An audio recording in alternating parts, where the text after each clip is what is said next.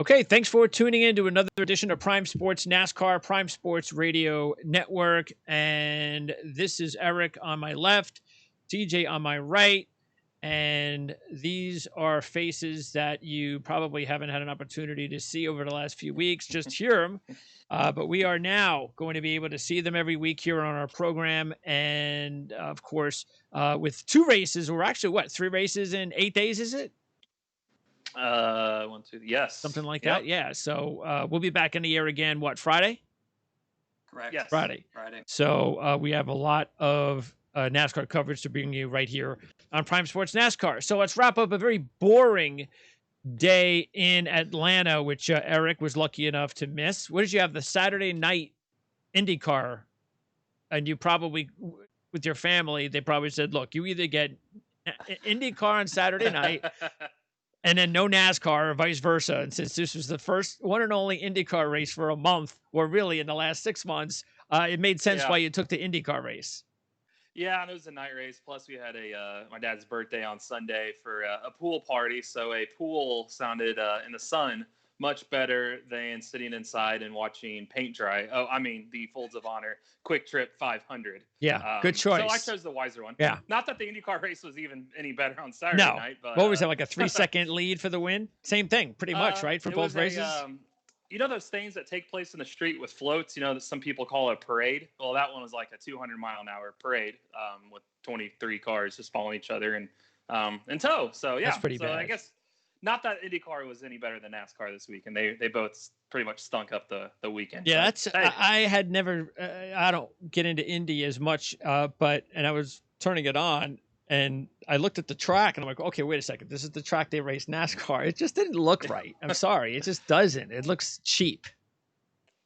Well, and the big thing there was, which is good, it could come down to future NASCAR tracks at IndyCar, because we talked about trying to do double headers, and they use that traction compound that we've talked about where NASCAR puts the sticky surface on it to create more lanes. Well, Texas tried to get it off, but it kind of stained the track from what drivers were saying. And it made it for Indy cars because they sit so low to the ground and they've got so little downforce. It was like running on ice.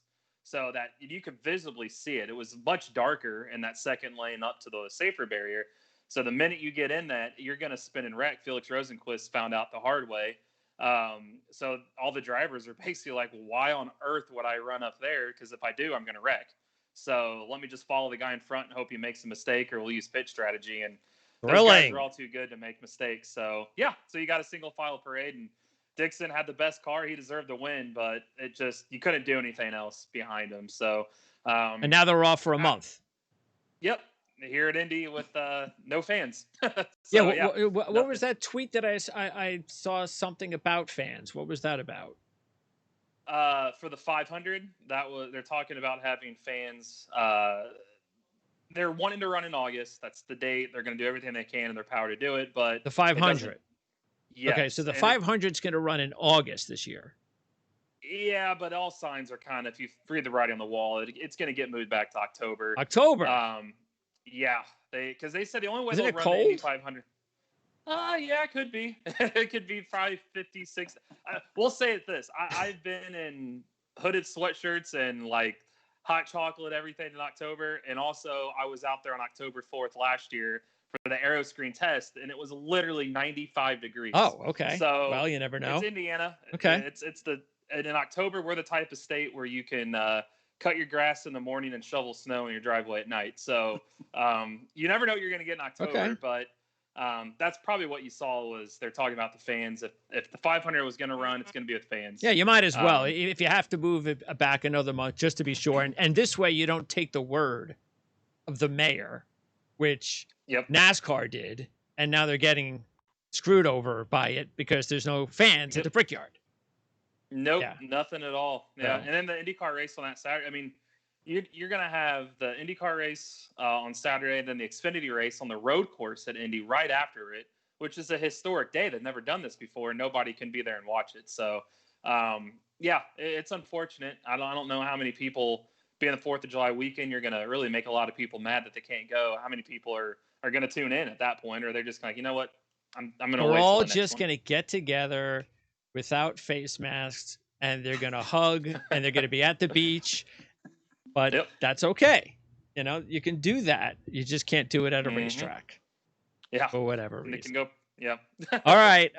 So we went from one boring Sunday to what we're probably going to get another boring Wednesday night, possibly, CJ, because if we take a look at what happened last year, defending champ Brett Keselowski led 446 of 500. Then in October, Truex won 464 of 500. I don't think we've ever seen anything like that. I don't even have to look at the history books. I'd be shocked if we've ever seen anything like that happen in 1 year at both, at both racetracks with two separate drivers. But the potential saving grace is we are going to race at night, which does not happen at Martinsville. I'm not sure why it doesn't happen. Explain to me why we have to endure all these boring races in the daytime at Martinsville, but now we're going to get a night race only because we've had to deal with a pandemic. I mean, why are we now getting lights when we didn't get them before? Well, Eric can correct me if I'm wrong, but I don't think Martinsville actually had lights for quite a long time. He's not in his Just head recently. yet. Yeah. Yeah. So just How recently? just in the past. Yep. Like they so- just built them a couple of years Okay. ago. So, and for Yep. whatever, but no any particular reason why they didn't want to race at night last year? Because question. I do think they said the tickets and schedules with TVs, everything was Oh, already it booked in made. advance before they were finished with the lights. Yeah, Okay. that's why this year was Oh, the they were first gonna year, 'cause they race thought with under the lights this year, no matter what. Mother's Day. They were Mother's Day scheduled to do weekend. that. Yeah. Okay. Yep. All right. It's a Saturday night race. So, anyway, do you think there's a chance, CJ, that we'll get better racing? Yeah, I think there is. The rules package for the short tracks, I think, is better. We saw that in Bristol. We saw better racing in Bristol. You know, Texas was, or Atlanta. Sorry, gosh, Texas was also a snooze fest, but Atlanta was They're also all a snooze snooze fest. fests. Yeah. Side. Except Bristol. Yeah. So I mean, Martinsville's a good short track. We had a good race in Bristol. You know, the sun being down, the surface being a little bit cooler, they'll have a little bit more grip. I think the rules package is good for the short tracks this year. So I think those factors will make Wednesday night's race a little bit more exciting. My biggest concern is that it starts late on a weeknight, a Wednesday night. And both those races last year, which were snooze fests, both lasted 3.5 hours. So this one's going to be another marathon, and it's going to be a marathon at night when everybody's got to get up and go back to work the next day. Yeah. What time is it starting? I looked at the schedule. It says 7. Yeah. Do you think but they'll it'll start probably at roll 7, off- or do you think they'll start No, at? it's going to roll off like 7:30, I would say. Yeah. Okay. And then there's the good old Mother Nature rain That delay. too. Oh potential yeah, we aspect, forgot about so- that. We haven't even looked at the forecast. Is the forecast calling for rain? There's a chance of rain. Of course Yep, it is. yep. Yes. Okay. Yeah. We get that. So, we get that hey, 2-minute there could shower. be Go get a day race on Thursday. Yeah, there could be a good thing is maybe we can start on time, and this sounds bad, but there's no fans in the stands, so I'll just come out and say it. Can we just get a rain at lap 251 and end this thing Oh. early, and the drivers run crazy and strategy, and we're gonna see all kinds of wrecks. Like, hey, I'll be content if Oh, that sure. thing ends on lap 251 instead of good. 500, and we're done at 10 o'clock instead of midnight.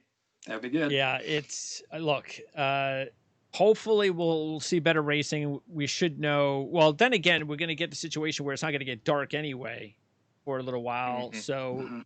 that's something that also helped Kevin Harvick on Sunday, was his car seemed to get a lot better as it got a little bit later in the evening. Maybe that's also something that hurt Martin Truex Jr. or Kyle Busch, as they were looking like they were on the verge of passing Kevin Harvick at that point in time. So we'll see. Look, it's a crapshoot tonight. That's a good thing. It can't. Let's just put it this way: it can't be any worse, right? No. So Nope. we'll Probably we'll not. go into and I was taking a look at the standings, and Eric, man, you got some work to do in our fantasy Yeah, standings and in our pick standings. What's going on there? Yeah, my fantasy standings guys are not they're not up to par. It's pretty soon gonna have to probably switch. Maybe get Matt Kenseth out of there. Get some new guys in. There's some fresh blood, but the other standings. Yeah, I try to go off of maybe a little bit of longer shot instead of Harvick last week, and I fooled myself. I should just threw it all at Harvick. Yeah, looking back on it, that's almost what I But, did. I put half on Harvick. That's what and I'm kind of doing the same thing this week. But let's see. Let's take a look at your team. Well, look, you got Kyle Busch though, and he hasn't won yet, Yeah. so No. that's going to turn around. Unfortunately, you lost Larson. That was a huge loss, and Matt Kenseth is not going to race like Kyle Larson, so you got totally screwed there.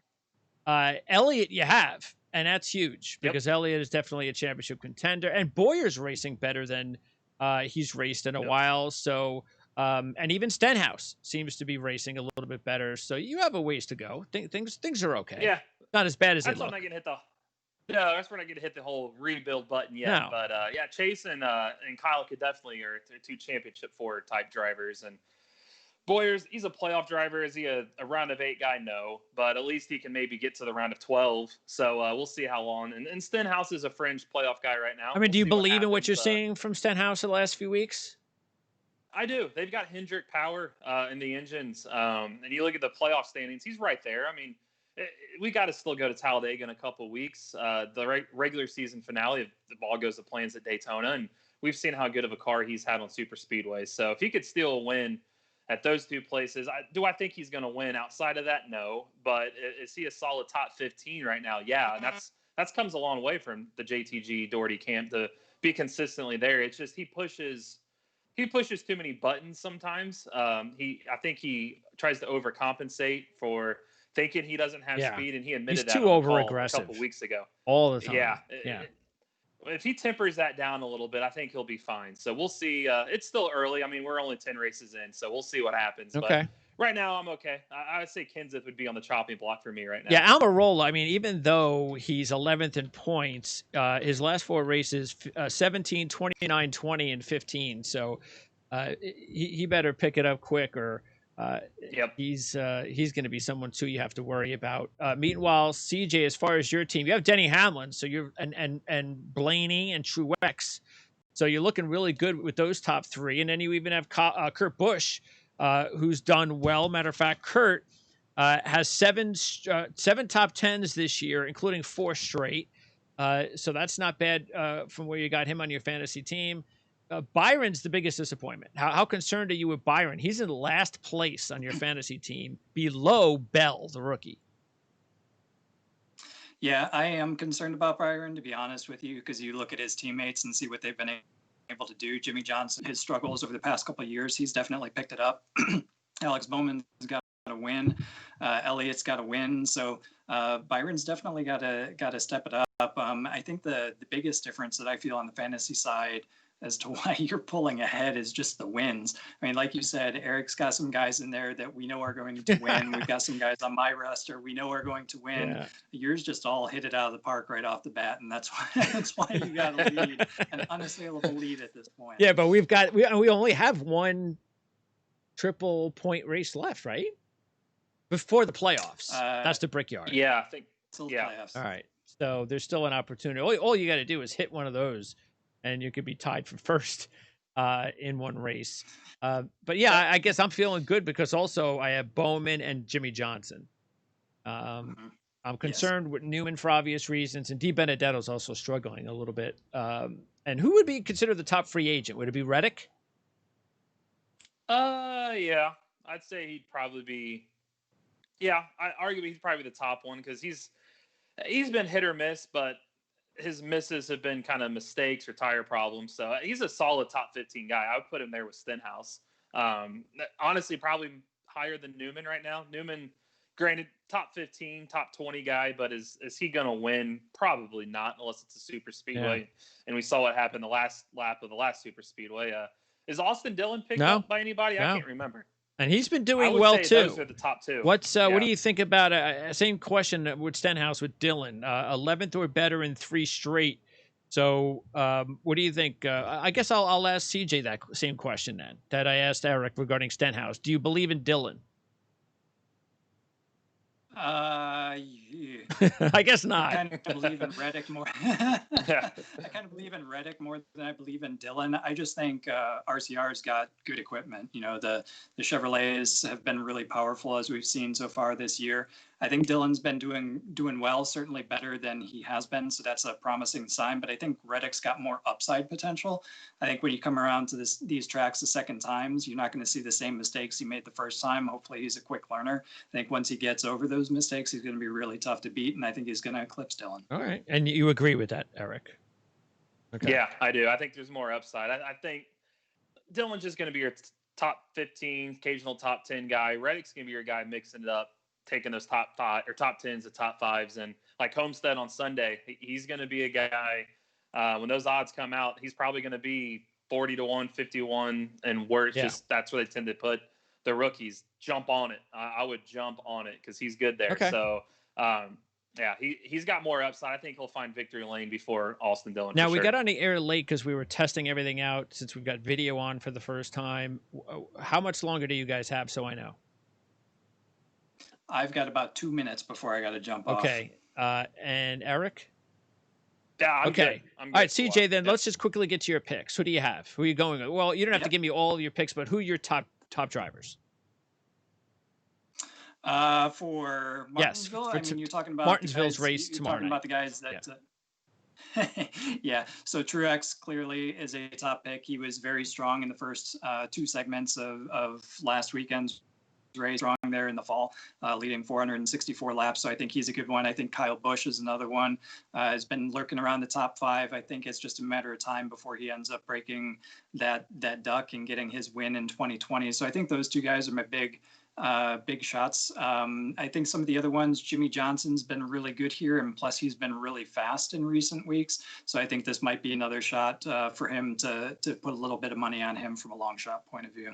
All right, sounds good. Now we haven't done. It figures we're going to try to do 2 things we've never done before in the same show, and that's say goodbye to CJ and keep Eric on here. So hopefully that works. If it doesn't, we'll end up doing a second part show coming up in a little bit, but hopefully that'll work okay. CJ, thanks a lot. We'll talk to you on Friday, right? Sounds good. Yes, you will. Thanks for having me. Take care. Sounds good. All right. CJ says goodbye, and let's hope that works out well. Eric, while CJ exits the show, and he freezes. There you go. All right. There we go.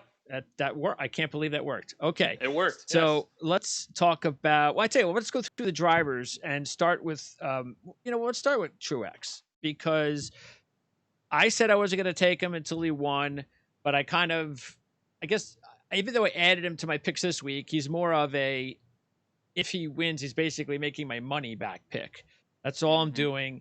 But like CJ said, he was so strong on Sunday, winning both stages. He was clearly Kevin Harvick's top competitor by the end of that race.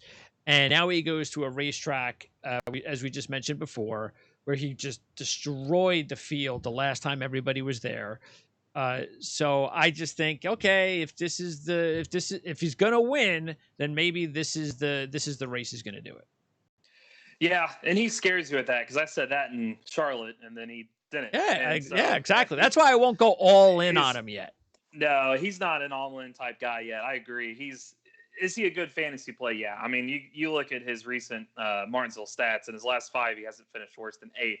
You go back to his last 7, and he's finished worse than 8th once. So is he going to be there? Yeah, he's got a good starting position, obviously, because of the draw. So just what scares me is, like we've talked about in the past, he's great in the first couple stages, and then the second stage, it's like, well, where did he go? He like last week, and he just dominated, and then he finished his second or third. So I think he's got it in him. I think he can win a stage, maybe both on tomorrow night, but I just don't know if I trust him yet to actually seal the deal and win. I mean, he's got 1 top 5 all season. I think getting another top 5 would be big for their growth. Okay, now let's talk about Kyle Busch, because I believe take a look at our picks. Yeah, I believe we all have Kyle Busch this week. So Kyle is our top. Well, actually, I have 2 top picks this week, but my top favorite is Kyle Busch, and I haven't really taken him a whole lot recently. I don't think any of us have taken Kyle Busch recently. No, but he does seem to be getting closer. Plus, I mean, overall, he's got 6 top 5s and 3 runner-ups, including the runner-up on Sunday. He doesn't have a win, which, as we said before, is kind of crazy. But here's a racetrack where he has been fantastic. 8 top 5s in his last 9 races with 2 runner-ups, 2 wins. Matter of fact, if you look at it, he led 352 laps in 2016 and won. He led 274 laps in 2017 and 184 laps in the other race in 2017 and finished second in both of those races. He's only won twice here. He's not led a lap in those last 2, both races last year. That concerns me a little bit.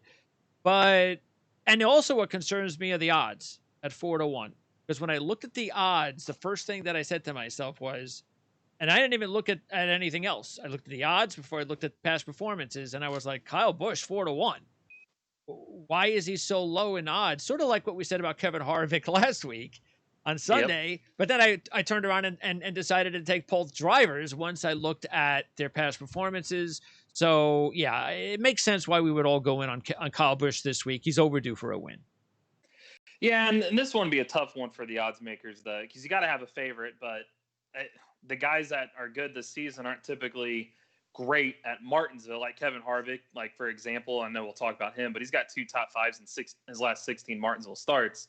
But he's got a top 11 in every finish this season. So where do you go where you got a Kyle Busch who, like you said, has dominated top 5s and wins and laps led at Martinsville, but he hasn't won at all this season. So who do you give the favorite tab to? But I kind of agree. I would have put maybe Kyle at 5-1 or 6-1 with Truex, just because, like you said, he didn't lead a lap there at either race last year. And other than leading 100 laps at Bristol a couple Sundays ago, he hasn't led.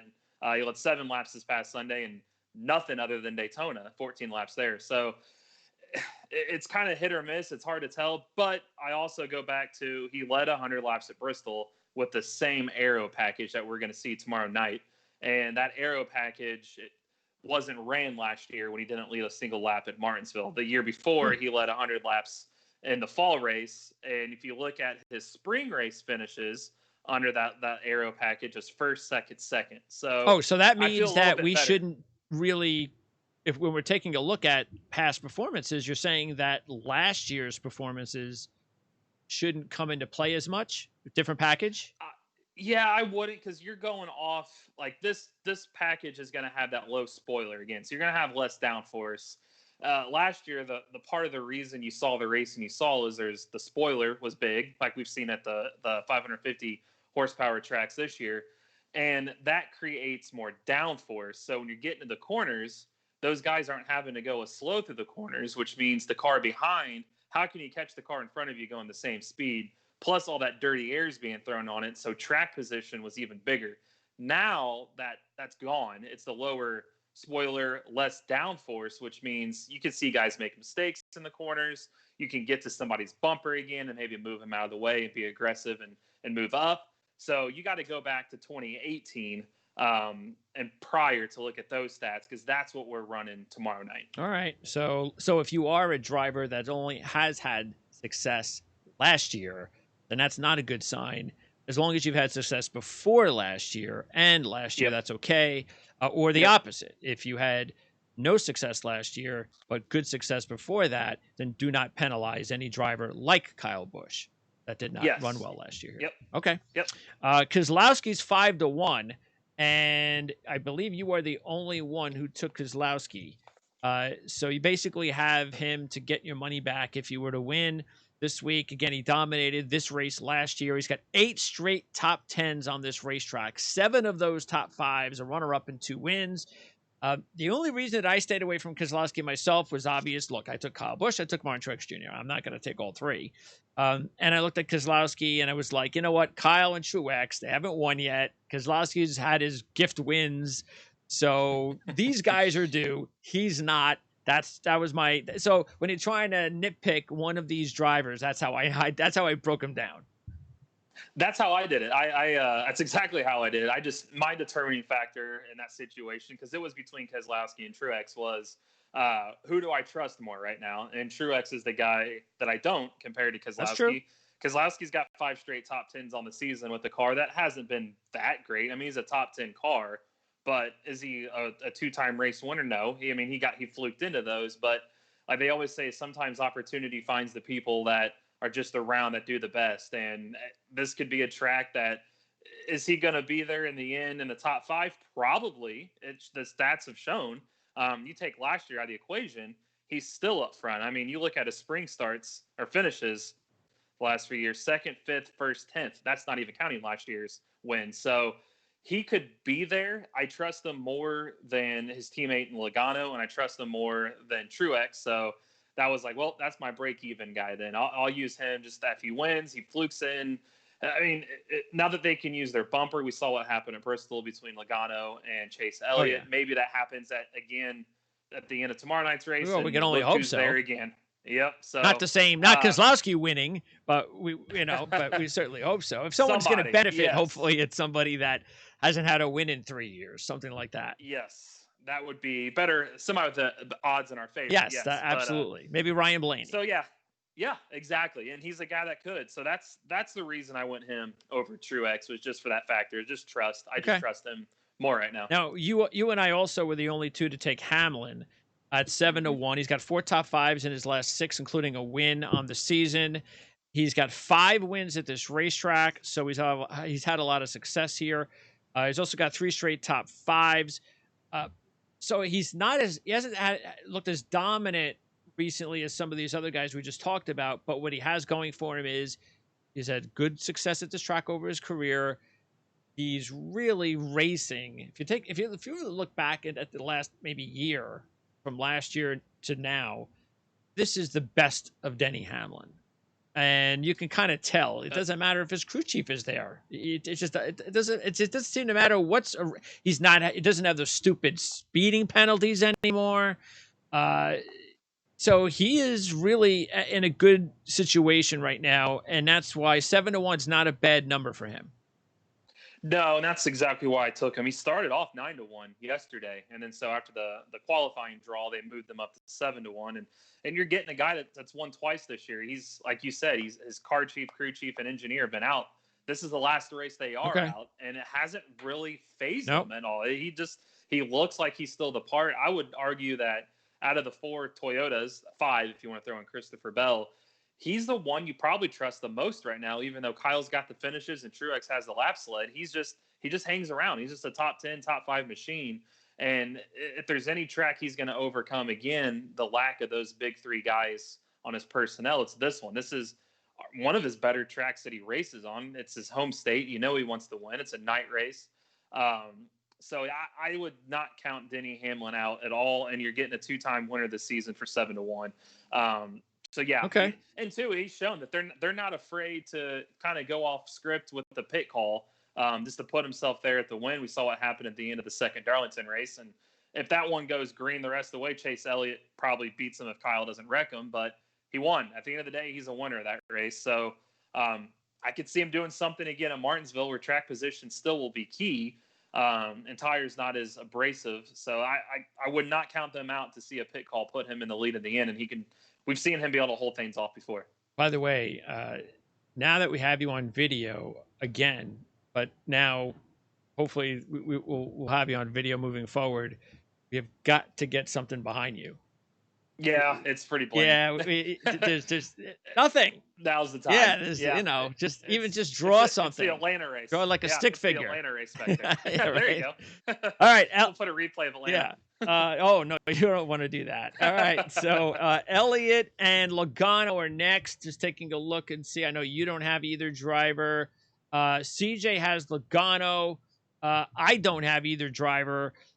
So Elliott's got 4 top 10s and 6 appearances, 2 top 5s. He was runner-up in this race last year. He had one big race here in 2017 when he led 123 laps. Logano hasn't had a top 5 since the restart of the season, but he has, interesting enough, and even though this doesn't matter because of the qualifying situation, the new rules, he has started in the top 10 in his last 14 races at Martinsville with 5 poles. He won the 2018 race leading 309 laps, but last year he only led 5 laps, so we don't care about that, as we said. The good thing is he's led 830 laps combined in his last 12 races here, which helps when you're starting up front. And kind of segue that to qualifying and the order, and whether or not there's a driver that or two that may have some disadvantages. Because when we take a look at the stats over the last last 9 races, 8 of the last 9 winners have started inside the top 10. Yeah, I think like in terms of Logano, he's a good fantasy play. He's a top 10 guy, I would say, this week. He just hasn't shown the speed that it takes to win again. Like you said, he hasn't had a top 5 since the coronavirus break ended. I don't think he'll get the top 5 just because I feel like the Gibbs car is going to be so good. Keselowski should be there. The Hendrick guys are going to be good. Chase Elliott, I do think will be good. Just 7-1. Again, the trust factor.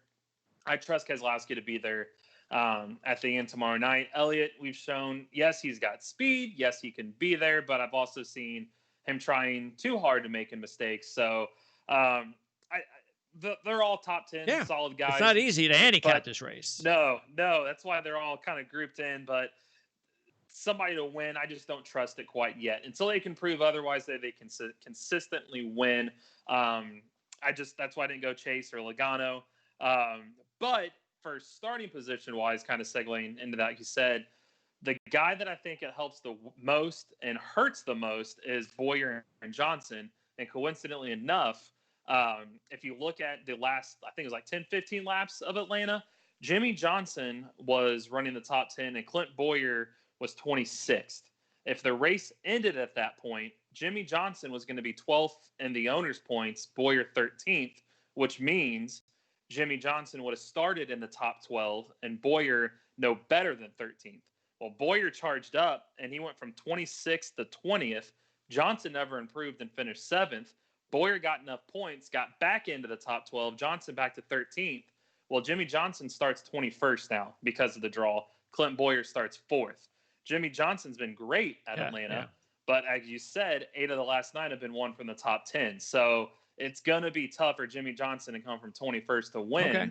But if Clint Bowyer never came through and say Jimmy Johnson gets that 4th place draw, I would have to say Jimmy Johnson isn't sitting there at 22-1 right now. I think that's because if you look at Bowyer's 14-1, I bet that flip-flops. So in starting position, that moment of that race in Atlanta definitely affected these odds and their chances to win tomorrow night at Martinsville. Yeah, you have a little bit on Bowyer, who actually this had to be his last win at this track, right? In 2018?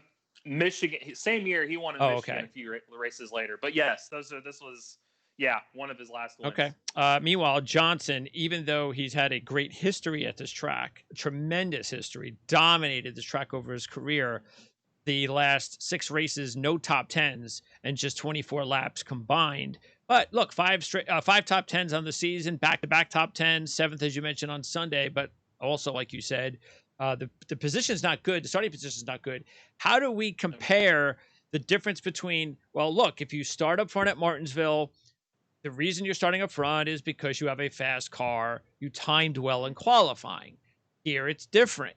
How do we know anybody starting way back like Jimmy Johnson isn't going to have a fast car at Martinsville? Sure, that's possible, but still, it's a smaller track, and you are going to be starting pretty far back. You have a lot of different cars to navigate your way through to the top, and therefore a lot of potential issues. So that has to come. That definitely is one of the reasons why I think, and I think everybody believes that this is a pretty cool way to go about doing these races now, because nobody knows. There's no practice and qualifying. It's just, hey, just let them go out there and race.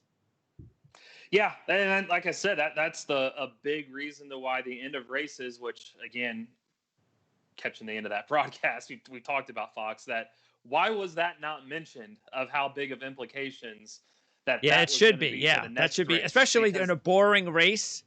Come on. Yeah, that would be a battle. We knew at that point, I was listening to it on my way home, that Harvick had that thing in the bag. He wasn't going to lose it. So why not focus on, well, hey, look, it looks like Kevin Harvick, because he's got the lead. He's up by 2-3 seconds, whatever it was. But next Wednesday night, you can promote yourself. Absolutely. We're on Fox Sports 1 at Martinsville. The qualifying draw is going to take place on our own programming, Race Hub, on Monday night. But the 8 of the last 9 race winners at Martinsville, you can have your Larry McNugget, what they always call it. They have won from the top 10. Jimmy Johnson right now is hanging by a thread onto that 12th spot in the owner's points because remember, the top 12 is going to start there. And if you're not there, but they never mention a word because that, to me, that pretty much ended Johnson's way of winning on Wednesday. Granted, is it over? No, but like you said, it's huge. It is because the guys in front of them are there, especially the top 12. Let's say the top 12, they're there for a reason. They're the fastest cars on the season so far. Granted, a few of them, Almirola, guys like that, I have a feeling will fall back. Johnson can pick up spots, but when he gets to the top 10, you're going to have guys Truex, Hamlin, Busch, Logano, Keselowski, Chase It's asking Elliott. too much. Like, yeah. Can you literally pass all of them and not wear all your tires and stay there and not make mistakes? That's just asking a lot for a guy that hasn't won in 105 races. Throw that in there, so, and it's even harder to imagine. But hey, I gotta believe that maybe they were distracted by just feeling sorry for themselves. There was a lot of feeling sorry for themselves during that race, especially early in the race. So maybe they were distracted by their own guilt about certain things in society. I can't think of any other reason why they would completely blow this opportunity to promote their own racing. And by the way, if you're going to have a draw, and look, I know that if you're talking about a lottery for basketball or hockey, that's different. It's built up. You have to build it up as you start a show. But in this situation, when you start the Race Hub show, it should be the first thing you talk about. Get to the replay of the boring race on Sunday in 15 minutes if you want, but start the show with, hey, this is important. So let's start talking about who's starting where on Wednesday's race, and we're promoting Wednesday's race right off the bat on the show. Yeah, I mean, they could have easily teased. I mean, let's be honest, there wasn't a whole lot from Atlanta to show. They could have easily done the first segment, first 10, 15 minutes until their first commercial break, looking back, and then, hey, after the first break, we're going to do the live draw again. And I wish they would just do it live and just go like they did the first, because it's like a Selection Sunday type thing. And just go from the back like you do forward and spend a couple of the next one after the break doing, we know the charter cars are 36 and forward. So you're like, here's your open cars, 37th, 38th, 39th. And here's your group from 25 to 36. And then draw it, make it an event, make it fun. I feel like they're missing an opportunity with that because, like you said, I thought I missed it. I'm like, what's going on? When is this? And you know what? They should have a professional handicapper on the show talking about as it's happening. Okay, what does that do to his odds right now? What do you think his odds are going to be right now that he slipped from here to here? Come on. I mean, everybody talks about it now anyway. They just have to figure out how to take advantage of things that are more now mainstream than ever before. We only have 2 minutes, less than 2 minutes. So quickly, we didn't talk about Harvick and Blaney. You slightly mentioned Harvick, who hasn't really raced here, which is why we both stayed away from him this week. No laps led in 7 races and coming off a win. But we both have Ryan Blaney. We both put $20 on Ryan Blaney at 10-1 because he's got 4 top 10s in his last 5, 3 of those top 5s, and he's getting close too. Yeah, Blaney to me is, if you take the obscure weird stat is track position's key, there's only been 3 front row guys to win at Martinsville since 2009, and the last being 2013, and Blaney starts from the pole. You just take that out, I think he should be your favorite. I mean, he's got 3 top 4 finishes in his last 4 on the season, 4th and 5th last year, which granted, got to take it with a grain of salt, but he was 3rd the year prior and led 145 laps. Mm-hmm. He's got 3 top 5s in his last 4 at Martinsville too. So he's got the clean air. He's got a fast race car. I would say at 10-1, you're getting, to me, the favorite of the race. That was a no-brainer. I think Blaney, if all goes his way, he should win tomorrow night. Well, he needs one. Yeah, because unlike Elliott, and we talked about how he can be also a little aggressive at times. Well, he's got wins under his belt that Ryan Blaney doesn't have, especially this year or so. Blaney needs to have a really clean run most of Wednesday night, and you know what? Win the race. Don't finish in second or third. Go out and win the race. All right. So you're going to have race review online, of course, all Yep. throughout Wednesday coverage. And then we'll be back on the air on Friday to recap the Wednesday race. And then we get talking about what's on Sunday? Homestead. Oh, Homestead. First That's time right. they've ran that outside of November ever. So we get a whole new race, which drivers said last week. I saw the quotes from Atlanta that they expect Homestead to kind of run like that. Granted, there's more lanes to race on. So I would say we should see an improved Homestead show because it's going to be in South Florida with military members able to come through the gates. Supposed to get that announcement this week. Okay. So might have a little bit of fans in the stands. Granted, not want to say the military aren't true race fans. Yeah. It's not like anybody can go buy a ticket, but maybe we'll see a little bit of people in the stands. All right, Eric. Thanks a lot. Enjoy the race. Hopefully we'll have something better to watch with the night race at Martinsville, and then we'll be back. We should. Yeah, we should. But we'll be back to talk about it on Friday with CJ and then preview the race at Homestead. So thanks a lot as always. We'll talk to you on Friday. Awesome. Thanks.